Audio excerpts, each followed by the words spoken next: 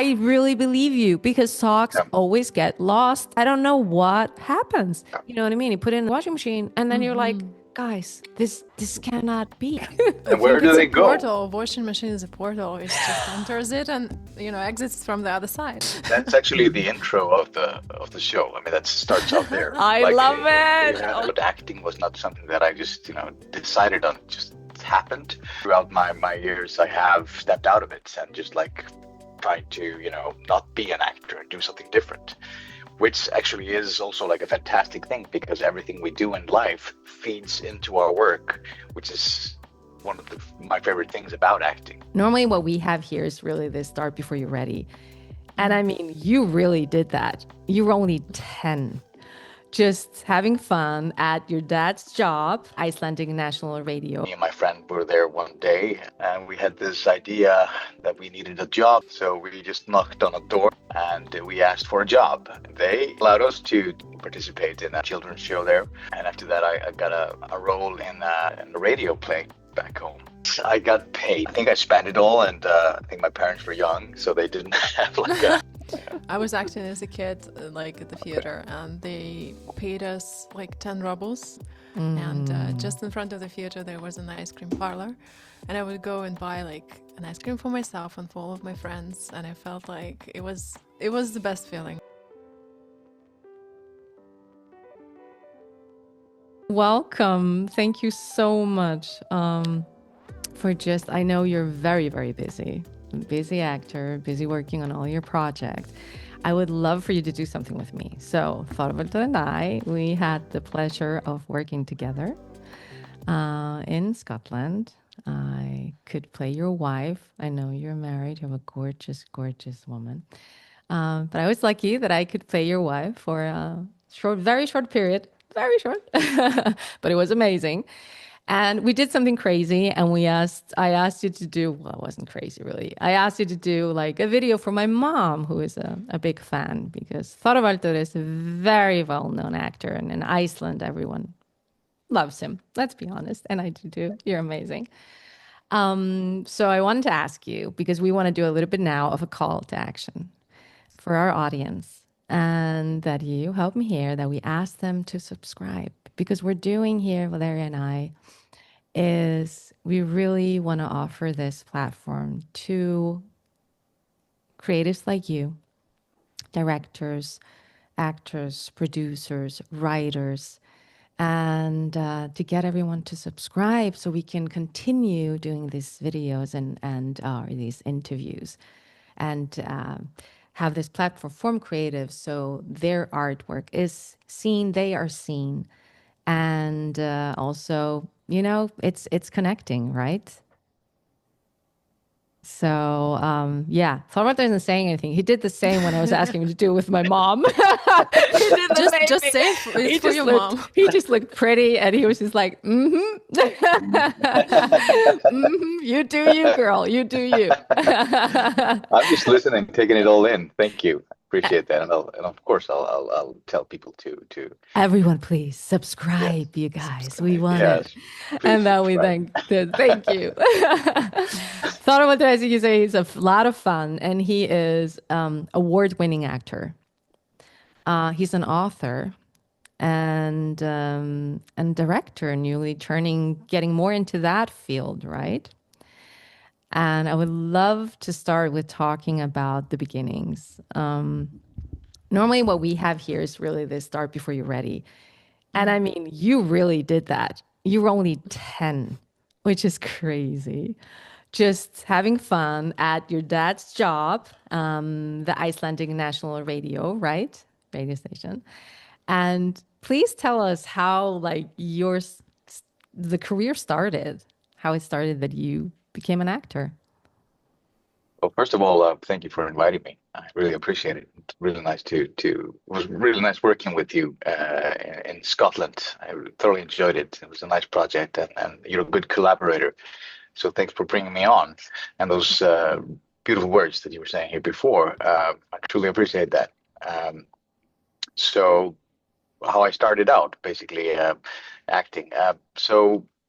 Well, like you said, I was 10 years old, not thinking about acting. just playing football with my friends. That was the main sport that we did. And my father was working at the national radio station. He was also a journalist at that time. And I was always with him, because my parents had me when they were like 19 or 20 years old.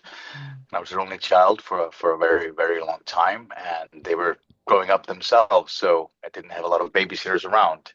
And and he drove me around in his Russian car, actually, Lata Sport, like a red one. All I right, remember we that had a lot of vividly. those in Yes, Iceland. I I we didn't did. know remember. that. We did. And he was meeting a lot of interesting people in politics, cultural people, and all that. I remember also like going with him to an interview with the first female president in the world, Vigdis Finnbogadóttir. I sat there, went with him when he was interviewing her, and she Wow. gave me 7 Up. It's a strong memory. But so I was spent a lot of time with him, his work, and met a lot of people. And me and my friend were there one day at the national radio station with our football playing in the hallways. And we had this idea that we needed a job to be able to buy some things. And so we just knocked on a door where it said like office for kids entertainment or something like that.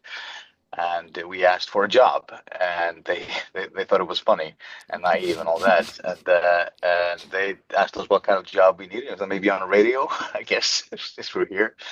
And they allowed us to participate in a children's show there, like one episode. And after that, they asked me to read the story. And the story was about two cats actually arguing, and I just acted it out. And after that, I got a role in a radio play back home, and from that time on, and then I received like calls for plays and singing, and records and stuff like that. And my career in a way took off there. So it was never like a decision on my behalf to become an actor in that way.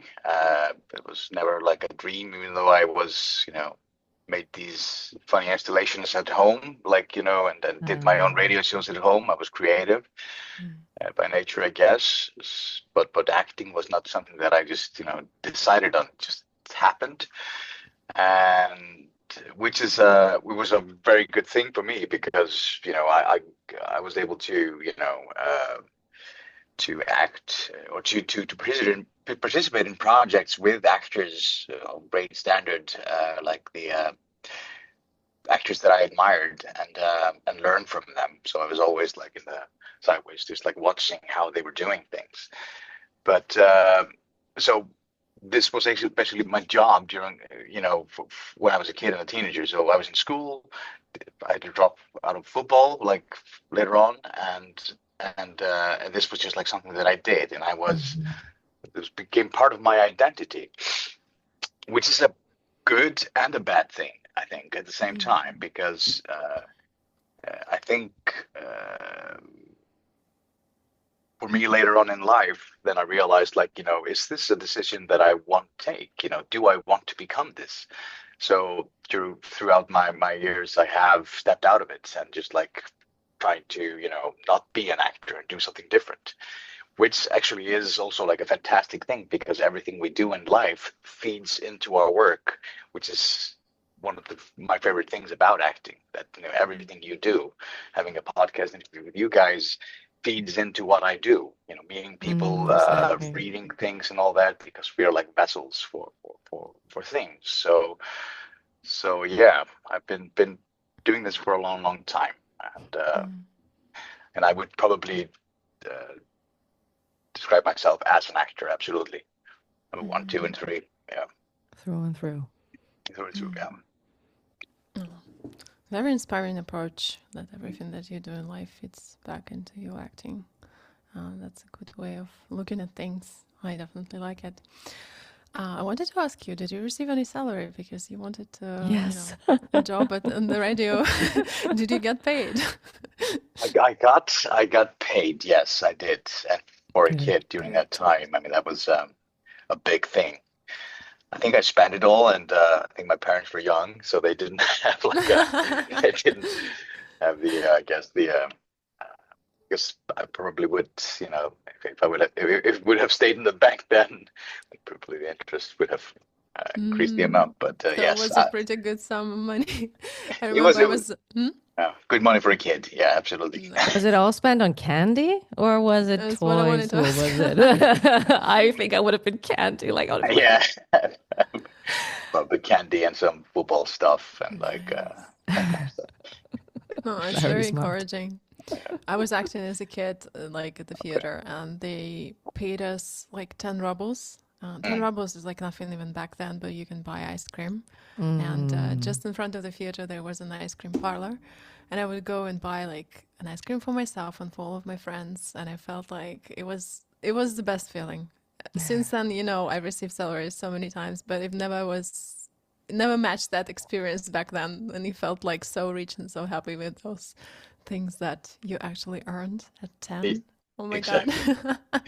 It teaches you a lot. So, like, if you Exactly. starting working out, and I try to install that as well in my kids, that if you want something, you need to work for it. And even with cleaning at home, I mean, if you clean well, you get paid for it. If you wanna buy something big, you need to work for it. And here are some ideas, and we sit down and we discuss that. And I think that's important for kids to have that. I think from an early age. And then you also said that it wasn't a strategic choice towards acting, it was more like an inclination. And you left acting several times throughout the years. Can you pinpoint maybe what usually triggers that? Is it that you have interest in other things, or is it that kind of like a continuation of your approach that you have to do other things to fit back into your acting? What's that? Thank you. I think there are like several reasons for it, and it varies. I think like at the beginning, what I think is a very important thing for human being is like freedom, and to be able to be free. You can't be too much like defined as such. And I felt like always when I was young that because I became like a noticeable, like a person that people knew from an early age, that people were defining me in some ways. And once you get defined, then you lose that, opportunity of exploring and that freedom of exploring in that kind of way, like that you can be whatever you want to be and all that. So I think fundamentally it's that for me. Not being defined and wanting to explore new things and also like like I said before, my father was a journalist. He wrote like a book, books and articles. He was an editor and spoke with a lot of people. And he was very curious by nature. And I think that I am that as well. I'm very curious. So it's also like out of curiosity that I want to delve into things and study things and learn new things. So throughout my life, I have like you said, I dropped out of like acting several times.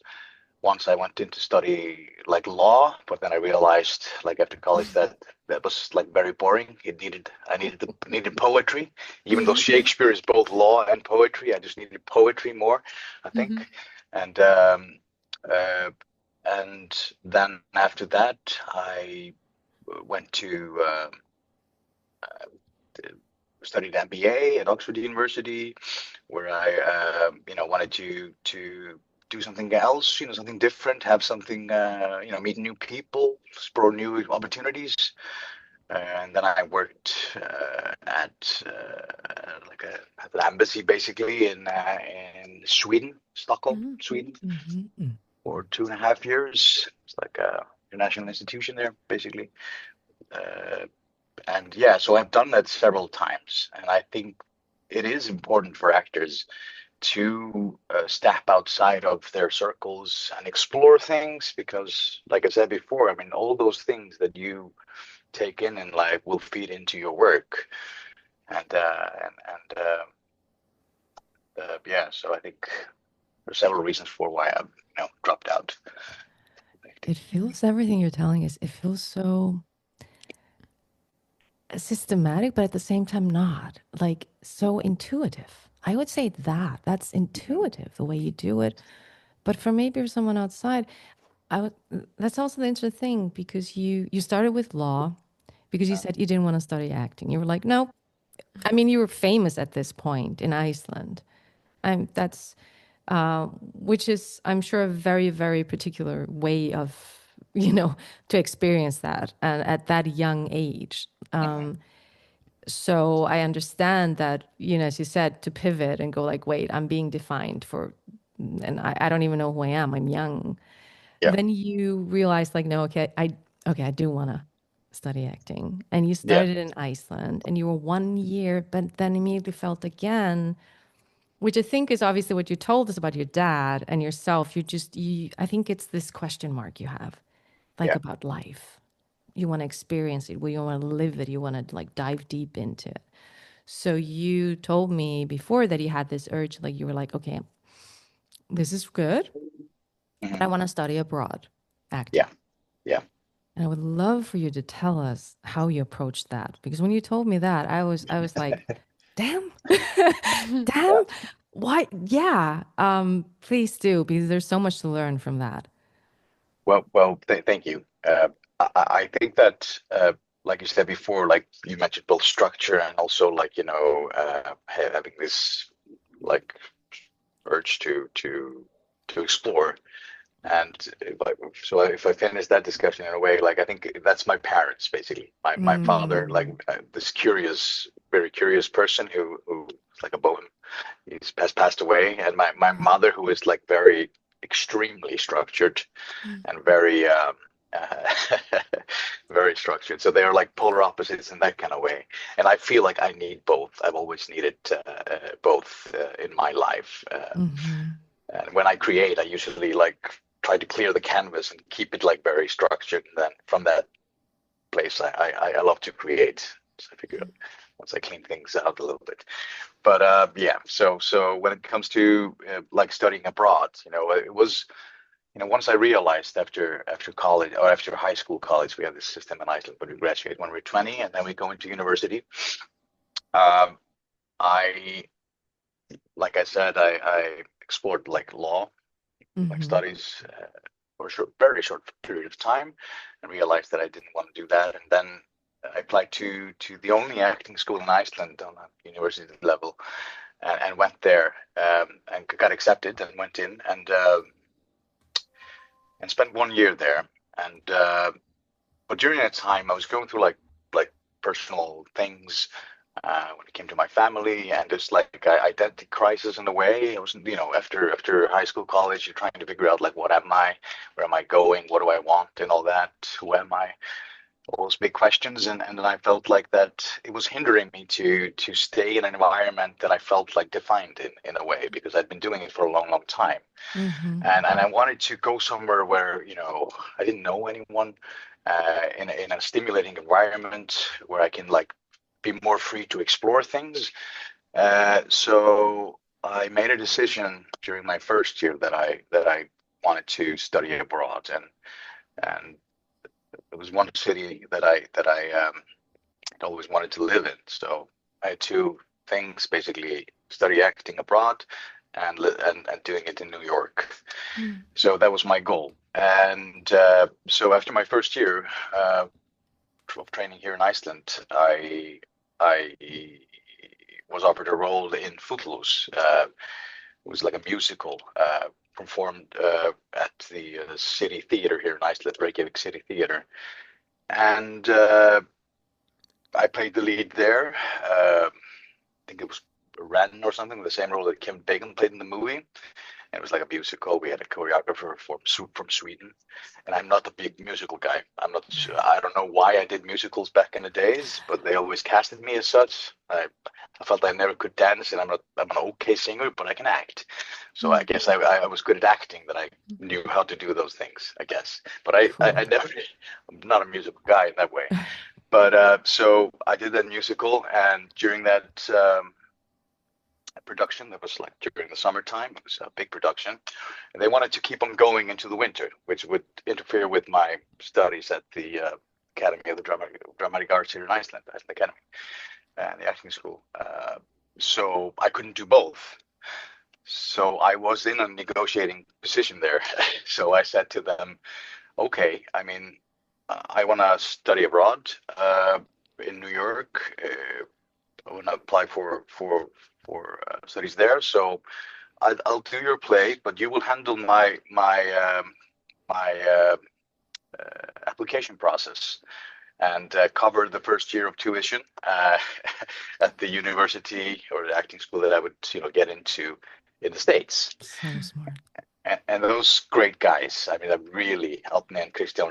They had a company then, and they the entrepreneurs themselves know these things and have the same spirit in that kind of way, and so they said yes to that idea, and I was like, oh, okay. So so I dropped out and kept on doing the play or the musical, and during that time, I looked at schools, picked like 6 schools to apply to. And I picked it in that way that, 2 schools that I thought I was pretty sure in getting into and I would be okay with. And then 2 schools that I would really like to go into and I, was hoping to get into. And then 2 schools that I thought like, it'd be very difficult to get into. But if I would get into it, excellent, fantastic. So, yeah, so they applied to these schools. I prepped, I, was doing this play. So I had, I was in good form then, and I on the monologues prepped, for several months, like really prepped, contacted a lot of like great, excellent people that I worked with in the past, like my people that I, looked up to, directors both and actors, and I got like various kinds of perspectives on my monologues, and had the flexibility to change and all that, but still keep my spine during that. And my English wasn't good at that time. It was okay. So I really had to work on that. And then I went abroad to New York 2 times or so for auditions, and ended up getting accepted to the school that I thought was like, was very difficult to get into, and I got accepted to that one, and then from that on I moved to New York and spent 4 years there studying, and it was an incredible time. Fantastic. Yeah. It is fantastic. And do you mind naming the school, because it's pretty awesome? Yeah, it's called Juilliard, and it's in New York, and it was I'd seen like in films and stuff like that school was mentioned a lot, like in the films that I saw when we're talking about like good conservatory training programs, and it's supposed to be like one of the best ones, and it truly was, from my experience, like it was an incredible time. And you were surrounded by incredible people. And I always felt like, I don't deserve to be here. I felt that like during the, the whole period. Also because when I was studying there, I was in a class of like 16 or something people, and people from all over America. And one student from Scotland, and then me. And I was the only non-native speaking person. And I think actually I'm the first non-native speaking, person in that department, acting department. But it has changed since then. But so for me, like, going, because when you're acting in your own language, you have all these intuitions. You have like, the words, so they get colored, at the same time, like when you speak them.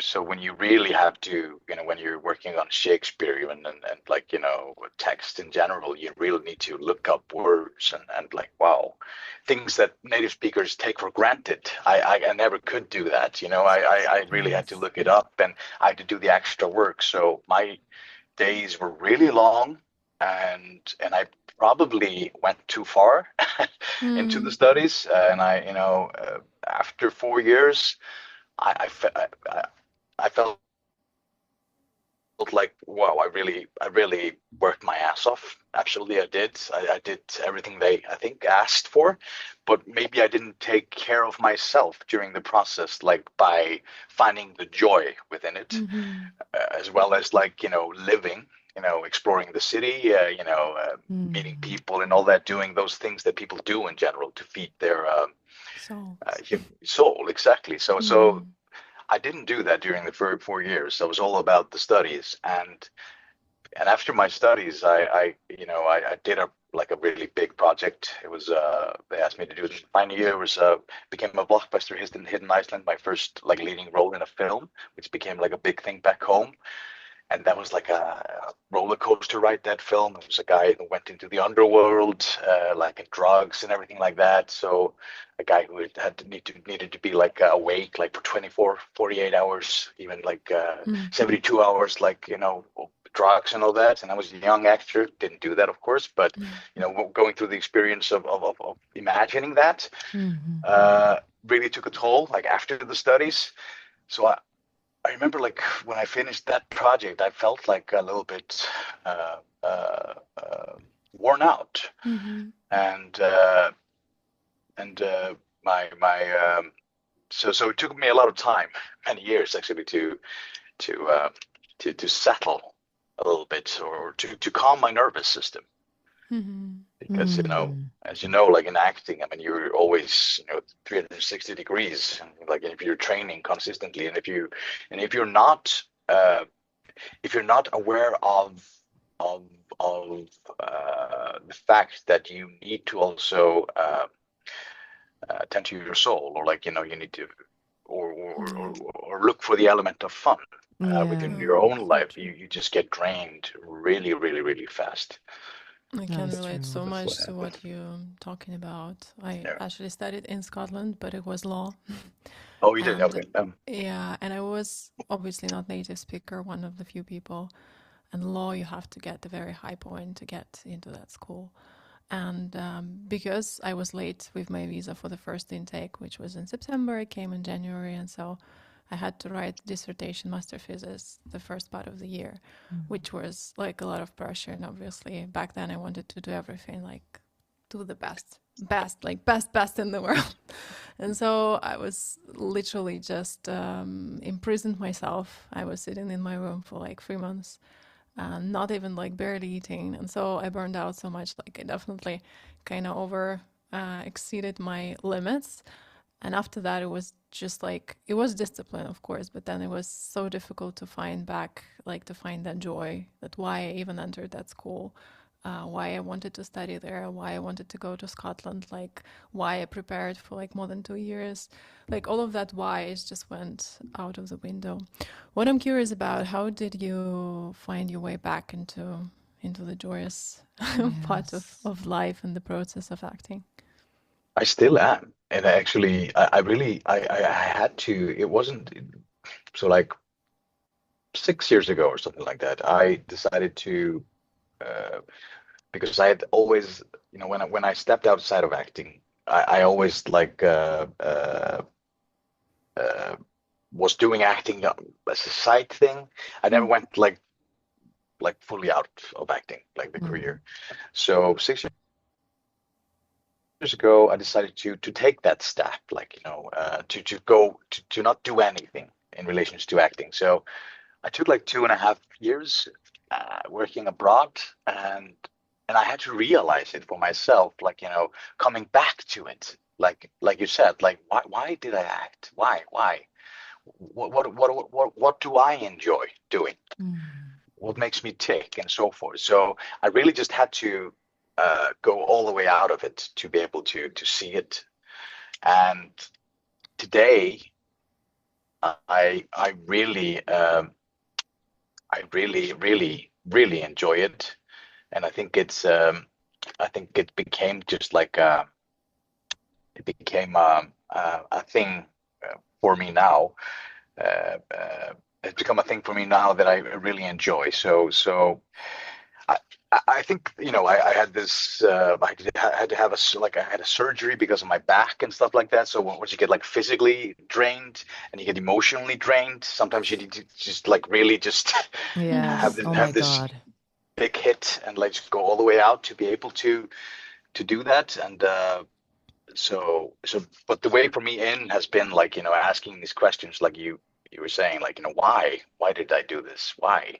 What do I enjoy? And then just like asking questions frequently, also taking care of my body, like in a healthy way, like, meditation, physical training. I started running, for example, did a marathon last August. So I trained up for that, and I felt like Murakami explains this in his book. What I talk about when I talk about running, I think the book is called. It's like that process of being with yourself, going through your thoughts and all that, and getting mentally drained, physically drained at the same time. To me, that like running has been really helpful. And just it's a really good Yeah. book. And, Currently reading another one by him, so I need to make a note to read he's that one of my one. favorites. He's great. Yes. Yeah, I mean, you come from the country of the greatest writers like Dostoevsky, Very Tolstoy, depressing though. Pushkin. That's where acting was created. I mean, That is it. it's a cradle of Stanislavski. exactly. That's I where it all mean, comes from. that's where we all look to as actors. We're like, it's Russia. It is really Yeah, the birth absolutely. of it, the birth Absolutely. of this intense, beautiful, inner exploring, being it, Yeah. living it. Yeah, and that's why it's so important to have this balance, as you're talking about, like, because it's easy to get drained. You go so deep, which we want as actors. It's important to us, and it's also a part of. It is joyful, even if it's really draining. But as you say, it's important. I mean, you talked about that process too. You said that what you enjoy the most, because you said your why. And then you said, when we were talking before, you said what you enjoyed the most was like the process, even Yeah. sometimes before. Yeah. Yeah. That's the thing. I really like maybe you would say it like a research or analytical part of it. It's like, really understanding the world of of the story, understanding the story fully, like exploring, like, intellectually, what are the intentions of characters, where do they come from, which is also like creative and imaginative at the same time. So yes, I really enjoy the table work, with people discussing ideas about what story are we telling here, and going on into depth of like what it is, because I feel like, if I have that, I feel more secure with things. Then I can am more able to let things go. Right. But what is difficult sometimes is to trust, to basically it's there, to really just like accept that it's there, that you've done the work, and now it's just all about connecting and living in the moment. So I enjoy that. But because my friend of mine, actor friend of mine called Thorstein Bachmann, he introduced me to a really nice method called Michael Chekhov method, which is a really nice method when it comes to like film acting. But that's not like it's table work in some ways when it comes to like, but it's very poetic. You can work with like natural materials such as water, such as fire and stuff like that, and place it inside your body, and just like exploring in the moment, like when you're acting, like playing with things in a poetic way. So I've been heading more into that direction, because I feel like when it comes to table work and analyzing things like plays and characters' intentions and stuff like that in the moment, I feel like I'm more quick now at analyzing things, and I'm quicker to yeah, it's about this. I feel like, even though I could go into more depth, but I'm starting to enjoy like even more now in the process while doing it, exploring with like those poetic elements in the moment, which I think Michael Chekhov really, helps with that. Amazing. Can we go a little bit fangirl here? Valeria and I have a question. In a sense of fangirl, we're fans of yours, obviously, and we're Yeah. also fans of Robin Williams. Yes, yeah. And you had this, well, at least that's what we read. You didn't Yeah. tell me about that because you're very humble, okay? I know that. You didn't even tell me the name of, I mean, I knew that you were in Juilliard, but you don't mention it really yourself. Right. One has to drag it a little bit out of you. So we want to drag this a little bit out of you, if it's okay. Yeah. Right. Please tell us about the assistant job or how that came about with Robin Williams, which is a shame he's not with us anymore. Such a profound performer. Just a generous person. You can see it in how he acts. Like, like it's a great guy. So basically when I got accepted into Juilliard, I was in financial need. I didn't have the financial backing maybe needed to study there. But I got scholarships from the school, from some foundations for my first 2 years. And then after the second year, there was this like grant, or basically a scholarship thing. It was offered to one person like every 2 years, I think it was back in the days. And I think it was offered to those who were very diligent, like during their studies. And I was very diligent, so I was the best, but I was like very diligent. Thank you, mommy. We're just gonna say that. Thank you, mommy. Yeah. So I received a scholarship from him, and then he came to school, and he had this for 2 hours where he was like walking around and speaking to the president there, and I got the opportunity to meet him and show him around school, and thank him for his generosity. Wow. And it was such, I think I remember every single moment of our walk together. It's like going through a film in my head, like when I was walking around with him, because he seemed to have, because he was in Juilliard, he went to Juilliard before, and he was a friend with Christopher Reeves, and they were best buddies there during a time. He called me Little Viking Boy during our walk, and he was talking about like his time there with Christopher, and his experience like while studying there, and I just listened to him, and then I remember I gave him a book about Iceland, and then I heard that he came to Iceland like I think several months later. I saw on the news Robin Williams was in Iceland, so I hope that the book inspired him in some ways, and then like shortly after. If I remember correctly, like the economic crisis hit Iceland, and the Icelandic krona was basically worth nothing. And I remember, like, I came to the school and I was like, so basically my money that I have now to live, like during the next couple of months, I took some cash. I had some cash, so I went to the currency converter in New York at the station, and I gave them my currency, Icelandic kroners, and they said to me, "I'm sorry, my friend, this currency is worth nothing." Oh my so God. I told school, like, well, what? So I was wondering, what can I do? And then they were just like, oh, we need to figure something out, and so again, they approached Robin Williams, who gave me a little bit extra just to be able to and I didn't ask him for that, but they told him of my situation, and I remember like $1,000 or something like that, and it was it just says a lot about him and his generous spirit, and I think a lot of people that deal with like deep depression, such as he did, like I think those people, they have often the deepest sympathy for others. Yeah. They feel so much and they sense so much, and you can see often in their eyes that they can feel pain in others. And it's such a sad thing that he passed away, so early.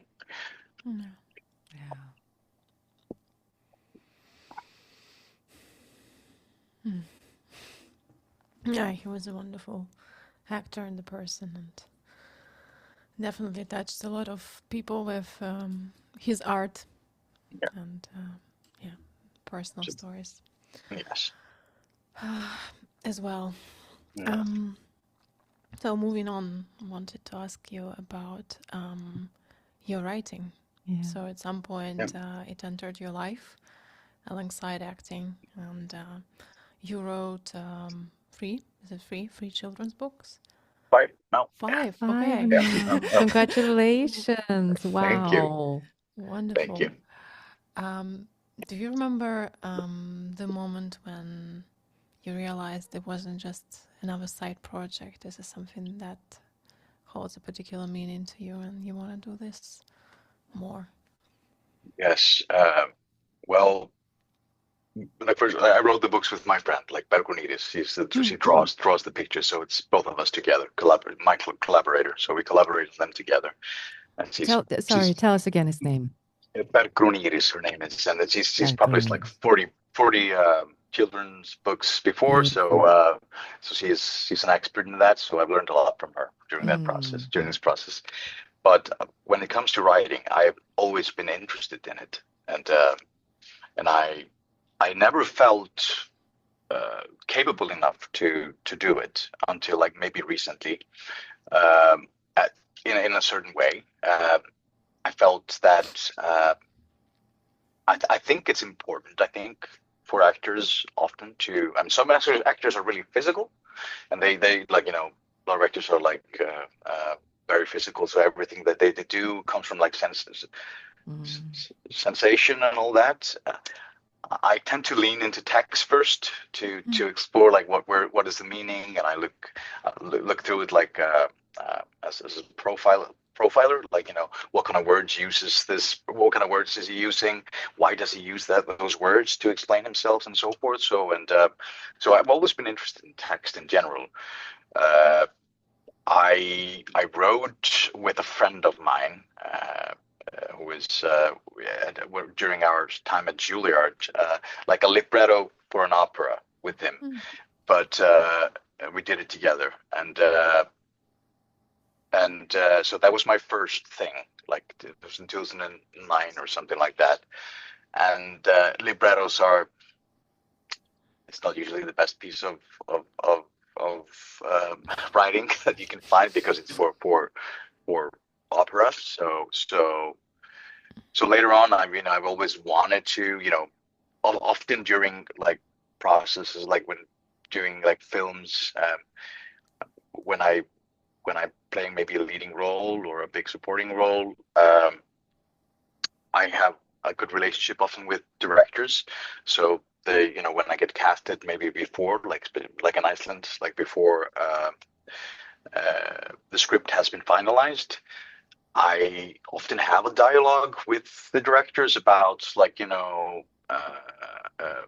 the character and what he's saying and why he's saying it. So I have often had like the privilege of impacting the writing in some ways. So in a way, I have always participated in it, like in the process during my career. But when it comes to writing, now I feel some sort of an urge to write more. Now I'm more writing about like things that are happening around us, because I really enjoy international politics, and I've joined it for a very long time. And as you know, there are a lot of things going, so I've been posting a lot about that. It's like I've written wrote a long like opinion piece like 1 year ago in an Icelandic newspaper on this current situation, and like independent thinking, and then being a small state in a power struggle now in the world, as you know, things about that. But I think that I think I will never go into like writing for film, or I'm not going to make any statements about things here because you never know what No. life's going to happen. But yeah, you never. You're You never so multifaceted that I believe that. I don't think there's a no with you. no, okay. I think that is. Do you have your books around? Could you show us? Do you have it anywhere there?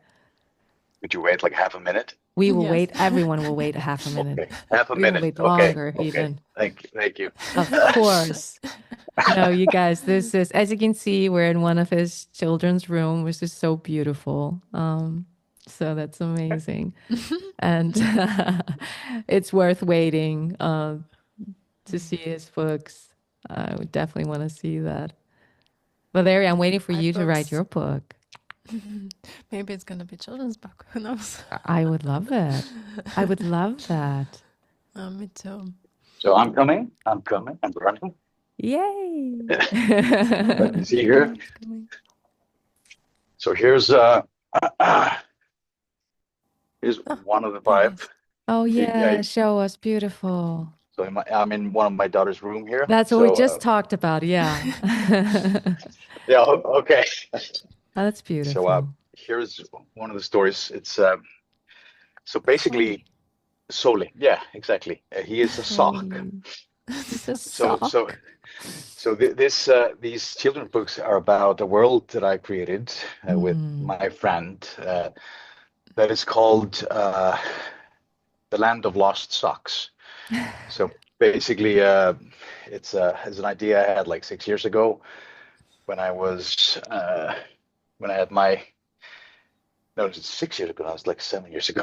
So with my middle child, and I was trying to tell her stories because there's a lot of things on YouTube and stuff like that, and I didn't feel that it was difficult to find like things with meaning or like so I just started telling her stories with socks a little bit in the living room, and from that I created like a thing called the Sockabillies or Sokkalabbarnir in Icelandic, which is a world with socks. So and as you know, like sometimes we don't find the other sock, right?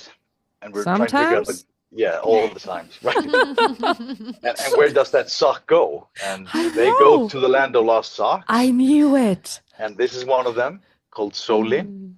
He's a very happy one. And beautiful drawings by my show us. collaborator. Here's the Mr. Colorful, and is Bjartur, Friday, Emerald, Blue Sea, Soli, Isa, Fiola. Yeah. Fiola. So I love it. So they are. There we are. Amazing. Here's Bergrun. Yeah. Oh, she's very talented. That's obvious. Yeah, and you are turning it into an animated TV series. Right? Yes, that's correct. Which you will be directing. Am I correct? Correct. Yes, I have. Do tell us more. So that was always the initial idea for this project, was to create like a world, like cartoons, and I, being like intuitive, like you said, sometimes I went to a TV station. I told them I got this great idea that I want to do, and they said that yeah, it sounds really good, but do they have any books or something, or anything been published? And I was like, no. And then I just like waited for a year, and I was like, how am I gonna write books? I can't even draw. I can't draw. That's what I do. Can't either. No. So it's so I spoke with Bergrun, and she liked the idea, and I told her about like the stories that I had like created, and she felt it was nice, and we sat down and created the first book called Sockabillies: The New World, and then like we have 5 books, and I have been applying for and writing scripts now by myself, like scripts for the animated series. So I went through the process of the Icelandic Film Foundation to and now I have an investor in this, and I'm heading into production, and with an Italian company, hopefully, And let's see, we haven't finalized any contracts yet, but so we are heading into production hopefully this year, and we'll hopefully have like 13 episodes next year of this project. Yeah. Oh my God, So, I am so looking forward to it. I can't tell you. yes. I'm just like, this is going to be me watching animation again. Yeah. Because I really believe you, because socks Yeah. always get lost. And Yes. I don't know what happens. And you just can't find them. Like, it's like, No. it doesn't make any sense. And Yes. even when you put two and you're like, you have two of them, it's a pair. And Yeah. you know what I mean? You put it in the washing machine and then you're like, Mm-hmm. guys, this cannot be. Yeah. I And where think do it's a they go? portal. Washing machine is a portal. It just enters it and exits from the other side. Girl. That's actually the intro of that's the like the intro of the show. I mean, that starts out there. I Like love it. Oh you my have like a spinning, and then just like you have this sock, the white sock, and it just like gets blown into the universe, and then it lands in this world. It's like Inception, it's like going into other black Oh, hole. yeah. It's like Yeah. being Yeah. sucked there. Yeah. I love Love it. it. I just love it. Oh my God. I am so impressed. I'm so impressed. Looking forward to it. That is amazing. Congratulations. So Thank you. beautiful. It's been a long process. I mean, these things take time. And I think with the film that we did, Eva, like in Scotland, the Isle of Skye, the Punishing, that thing had been in development for Chris wrote the script, I think, many years ago, and it just finally took place now. I mean, these things, they just take time. Yeah. And then once like suddenly they just happen. But it's always like a long process, I think. Right. It is this momentum, right? It's like you feel like you are, pushing it up the hill, and then you're there, and then it's, as we know, the stories in the Greeks and everything we have it there, it just starts rolling, and then it catches this momentum, and it's when that happens, it is so beautiful. Yes. And sometimes still takes you by surprise, even with we know that this can happen. You know what I mean? But then when it happens, you're just like, thank you. So that is, it's beautiful. Yeah, that's true. It is. Wow. Yeah. I love it. So yeah. It's like the right combination of hard work and luck and all things coming into fruition. Yeah. I think so too. I think luck often, comes because, I mean, you have prepped, it's more luck is likelier if you have done, you prepped. It's true. Yeah. Maybe we do have a short minute for a last question, and then we're going to thank you for the wonderful conversation. We wanted to ask you about, you've been nominated throughout the years for many awards, and in film and in theater also. What does it change anything, the recognition that you have? And obviously, you're popular now, you're famous. What does it change? Does it give you some sort of, apart from obvious things, does it give you courage to keep moving, the reinforcement of things that you know about yourself, about your craft? Does it change your, I guess, inner landscape in any shape or form? I think I would be lying if I'd said it wouldn't change anything. I mean, but the inner landscape, I think it's always good to get like in an intangible feel, like when you're world that it's hard to feel like results in a way. Sometimes it's like some sort of a result and of what you do. So in that kind of way, it just like maybe impacts like your confidence. But at the same time, when it comes to rewards, and I've been on the other side when picking things like or choosing, like I was once in a committee for like books, like whenever something like that, like reading books, and then in a panel or something like that, and I was like, I thought to myself, like, it's so hard to decide in art. Is this better than this? And at the end of the day, I think it comes down to like who is often like most liked in many ways, who has the most friends, because in industries you have like these small circles, and I think that you need to have quality, of course. I mean, I'm not saying that, but still at the same time, it's such a